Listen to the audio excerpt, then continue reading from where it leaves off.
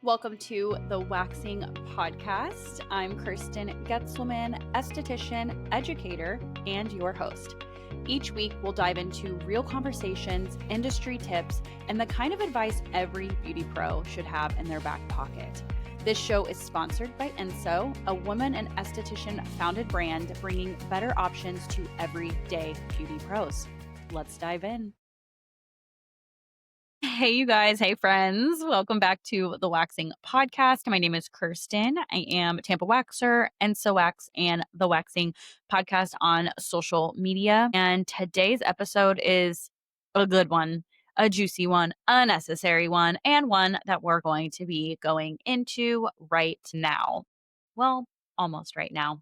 How are you guys doing? Are you guys doing good? I've been doing good. I'm in a phase where I own all my own businesses. And yes, I have to be punctual, like here at my studio when I have clients, like if they're here at 3, I'm here at 2 kind of thing. So, like, not skipping a beat there.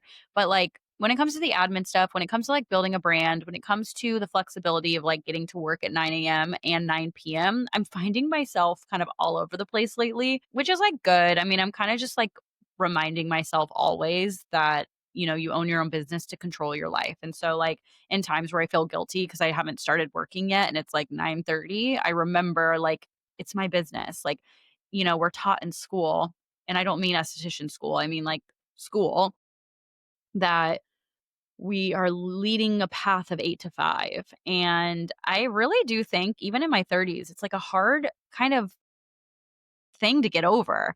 Like, I don't work in corporate. I don't need to work 9 to 5 in order to be successful. I don't need to work Monday through Friday to be successful. Do I? Yes. Do I work more than my average corporate friends? Probably, but it doesn't feel like it because I'm all over the place in my hours. And so that's kind of been something that I'm like trying to unlearn lately. Like, it's 9:30, I'm just making my coffee and I haven't even opened my laptop yet. However, it's like reminding myself that I'm also getting on at 7 to do XYZ. So let that be a reminder. If you're your own business owner, or if you're your own business owner and like admin days, you're kind of all over the place and you feel not productive, just remember that the whole point of owning your own business is to let productive mean what you want it to mean, right? As long as every week your goals are being met in terms of like actionable items you need to get done to make sure your business is running. You're also doing things to grow your business. Like, those are all things we can do, and that's the best we can do. And also remember, you're not here for the short term, you're here for the long term, and some things are just simply not built in a day. And I know I'm giving you this advice, but I promise you, I'm a projecting projector in terms of human design, and I am literally using you as a soundboard to remind myself that. Like, today I didn't get into the suite until like 11, and my goal was to get here around 10. But it's like I had to go do something and I'm not feeling guilty, and I'm still getting just as much done, if not probably more, because I'm on a time crunch. So now I'm like, okay, like I need to get all this stuff done in 3 hours before I take my clients. And I think because of that, I'm going to do okay today. So just your reminder, like, we're all kind of figuring it out and there's no right answer, wrong answer. And whatever that means for you and your business, just kind of let it happen. So today's episode is really called, all about what it really looks like to be booked and busy. And this may be a little bit different of an episode because I'm not here today to teach you all of the tools to be booked and busy. I've done an episode like that. So if that's something you want and you're not getting it here, then go back and go get it from another episode I've done. I've done plenty of them. I've done like social media things and things like that. So I encourage you to look through the catalog. What else is it called?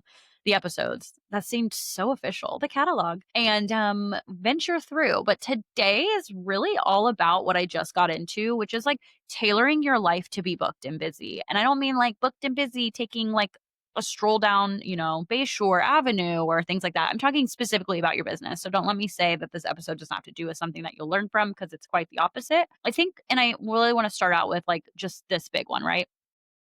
Like, let's stop glamorizing burnout. Burnout is normal, it happens, but most of the time, we're the reason why we burn out. Us, we give ourselves such high standards or such unattainable goals, or we're reaching for something else that somebody else wants. And it's like, no wonder we're all burnout. And no wonder we're like, I just can't do it anymore because we let clients come in an hour before we're open, or we skip that weekend vacation because we don't want to miss work because that's a $500 day and things like that. Like we kind of do it to ourselves. And I'm not saying normal burnout does not happen because you guys, it does. It's always easy to get in a burnout situation. But that's whenever I say, like, then you have your optimization to fall back on, meaning like if you have scheduled emails every month or if you have your content planned. I'm really bad at that, by the way, but like there was a time where I was planning all the content like weeks in advance and like I wasn't even getting on social media because it was just going. That's another level in itself. Honestly, I wish I could get back to that, but that's a challenge. But just like, let's stop glamorizing burnout, own it. Let's know that it happens, but let's figure out ways that we can kind of not get to that point in the very beginning. I think that's like my biggest thing about what it really looks like to be booked and busy. I mean, maybe it looks like not taking Saturday clients anymore. Maybe that's your form of booked and busy because you take a day away. Like maybe look through your books and say, okay, I'm booked Monday, Wednesday, Thursday, Friday, but I'm like never booked Tuesday. Like no matter what, that's my least day. Maybe that's your sign to take that Tuesday off, completely erase it from the calendar and let that be an admin day or a day where you do like, and admin days can be 3 hours. Admin days can be 2. Admin days can be 5. It could be whatever you want. But like look at your books and figure out what is your version of booked and busy. I know that there's people out there that like double book themselves, don't book lunches, things like that, which are all like I think what we've done and sometimes what needs to happen. Like there's plenty of times I just skip the meal, take the client and eat later. Like that's doable and fine. I get it. But like it shouldn't be your lifestyle as a whole, right? It shouldn't be, I just don't book myself those. Should be, I'm not booking myself this today, but like my standard is usually I do them, right? So like that all leads to burnout. Here's the thing. A lot of wax brands load up their formulas with fuzzy ingredients for the marketing label. Think lavender, zinc, acai, matcha, 24 karat gold, unicorn dust, you name it. But half of it doesn't do anything once it hits the skin, and the real performance suffers.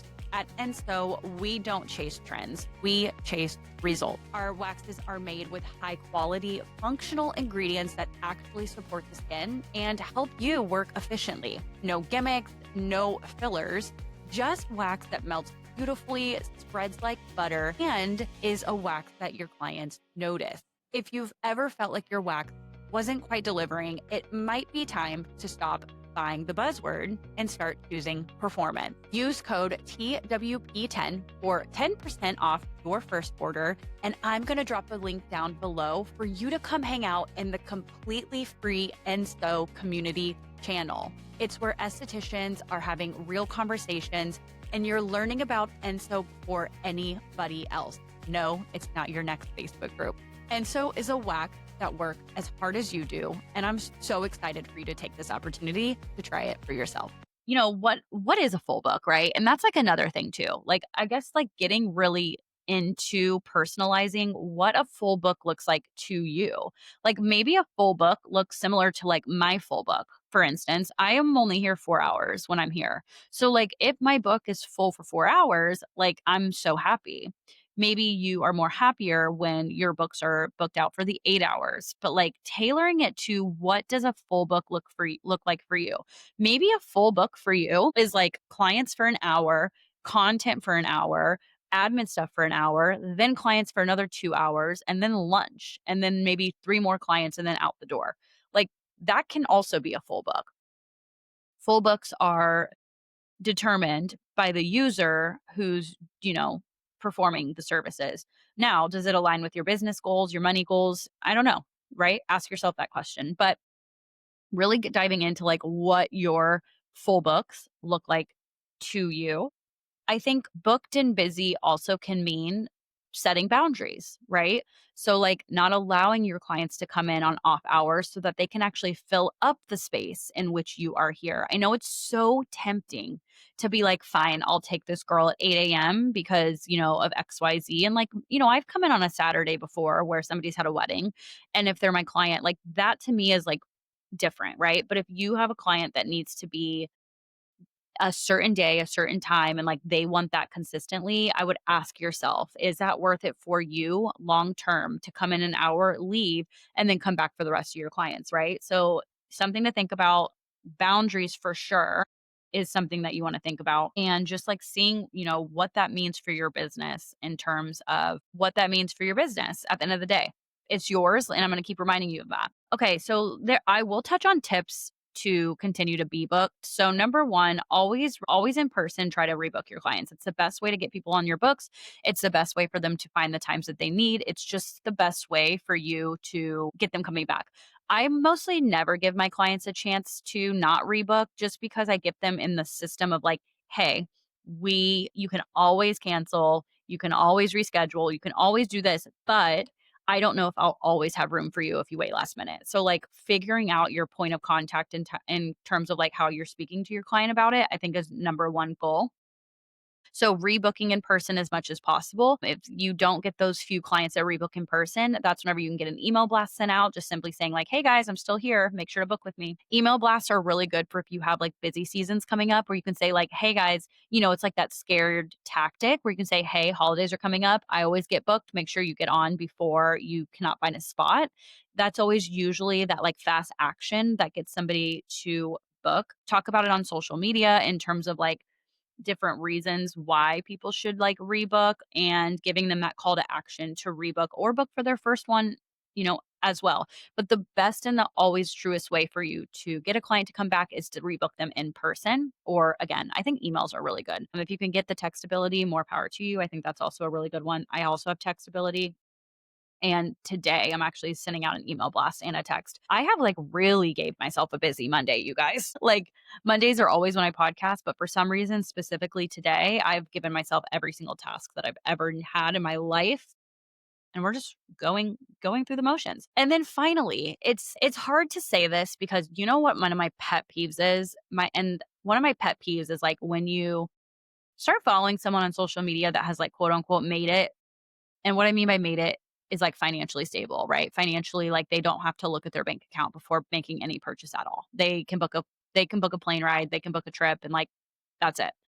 And there's something funny about them telling you, like, just don't worry. Like, it's not all about the money. And you're like sitting there and you're like, it's so easy for you to say that when you literally don't have to worry about money because literally when it is about money, it is about money. Like you need money to keep your business open. You need money to pay your bills. I hate that. I hate that. So let me kind of give you different advice here. In the beginning, it is about money, right? It's about making sure that you're able to do this all over again tomorrow. With that being said, just be mindful about your numbers on the back end and how much your business is truly making and how much you owe your business each and every single month. Once you get to a point where you know your numbers really well, then you can play with the idea of it not being only about money and it being sustainable for you to live your best life. Like, I think there's just phases in business, right? Like, I think that's, everybody, if they hold on long enough, if they do it long enough, if they push long enough, like they get to see that silver lining, they get to see that sunset, they get to enjoy what you do all of this work for. I very much so am in the starting form all over again, starting Enso. Like, I didn't even give myself a paycheck last month because I literally couldn't because instead we owed almost two figures to not two figures, what is it? Five figures to tariffs, trade show stuff. I mean, the list goes on and on. So like right now, if I heard someone say it's not just about money, it is literally all about money for me right now. Like if I cannot figure out how to scale the business and pay the bills, I literally cannot do my job tomorrow. So it is about money, but I also am trying to find a good relationship with money. Like, and I think that's something I shared in one of the previous episodes is like, I'm still figuring out what that means for me.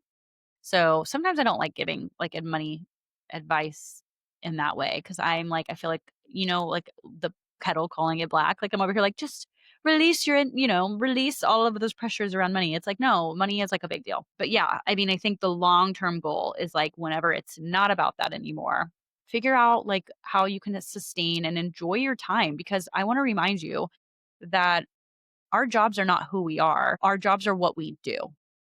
Who we are is so much bigger and so much more fulfilling and so much more of like those moments, right? When you lay in your bed and it's all over, you're about to reach the end of the life and you don't like think about like going into work. I mean, I think we kind of have an interesting job where we do, but it's like, no, we think about our friends, our family, our gatherings, our Christmases, like our trips, our traveling, like all of our personal stuff. So just remember, my god, that was so why'd I go there? I don't know. But yeah, I mean, to be booked, to be busy is what you choose it to be.